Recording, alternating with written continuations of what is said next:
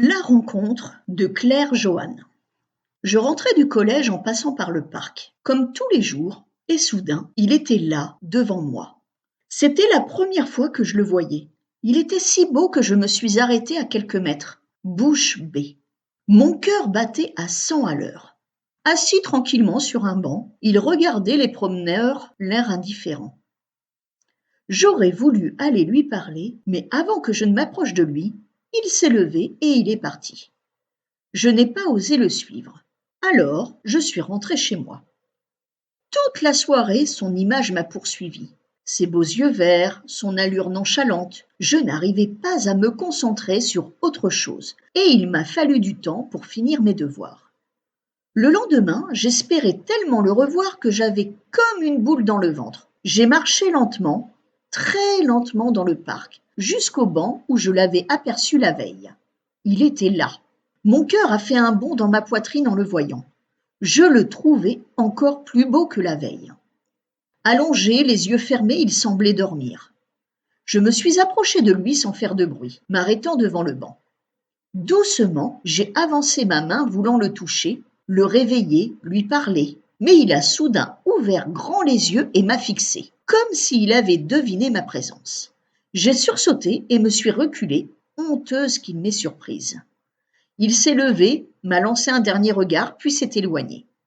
Pendant 3 jours, j'ai fait semblant de rien en passant devant lui au parc. J'avais tellement honte de moi que je me dépêchais de rentrer à la maison, sans m'arrêter pour le regarder. À chaque fois, j'avais l'impression qu'il m'observait, mais je n'osais pas me retourner pour vérifier. Durant le week-end, je n'ai pensé qu'à lui.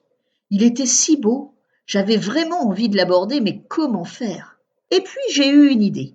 Le lundi, en rentrant du collège, prenant mon courage à 2 mains, je me suis assise sur son banc à côté de lui.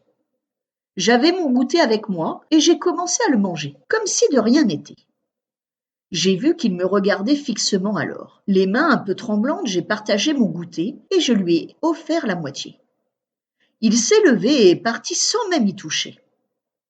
Je n'allais pas me décourager pour si peu. Peut-être n'aimait-il pas ce que j'avais préparé. Le lendemain, je me suis assise sur le banc et lui ai tendu la moitié de mon goûter. Une part de gâteau au yaourt fait maison. Cette fois, il s'est jeté dessus comme s'il n'avait pas mangé depuis des jours. J'étais si contente, puis sans un mot, je me suis levée et je suis partie avant qu'il ait fini de manger. Je ne voulais pas l'effaroucher. Les jours suivants, nous avons recommencé le même manège. Je m'asseyais sur le banc, sortais mon goûter et lui en donnais la moitié. Pendant qu'il mangeait, je partais.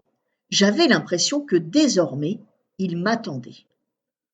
Au bout d'une semaine de ce petit jeu, je me suis dit qu'il fallait que je passe à l'étape suivante. En rentrant du collège, je me suis approchée du banc, bien décidée à lui parler. Il n'était pas là. J'ai scruté les alentours, me disant qu'il était peut-être sur un autre banc, mais rien. Il n'était pas là.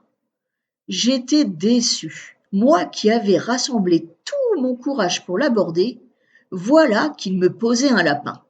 Enfin, c'est pas comme si on avait un vrai rendez-vous. Mais c'était la première fois depuis des jours qu'il ne venait pas. Et s'il lui était arrivé quelque chose de grave? Et si, en fait, ma compagnie ne lui plaisait pas? Et s'il ne revenait plus jamais? Je me suis assise sur le banc et, triste de ne pas le voir, j'ai fermé les yeux pour ne pas pleurer. Soudain, j'ai senti une présence à côté de moi. C'était lui. Il était là. J'étais si heureuse. J'ai sorti mon goûter et lui ai donné. Au lieu de se jeter dessus comme d'habitude, il m'a regardé longuement, puis est monté sur mes genoux et s'est frotté à moi. Quelle surprise! Moi qui le trouvais si sauvage! Je l'ai caressé et câliné, puis nous sommes rentrés ensemble à la maison. À ma plus grande joie, mes parents ont accepté qu'il reste avec nous. C'était la première fois que j'adoptais un chat. À demain pour une autre histoire.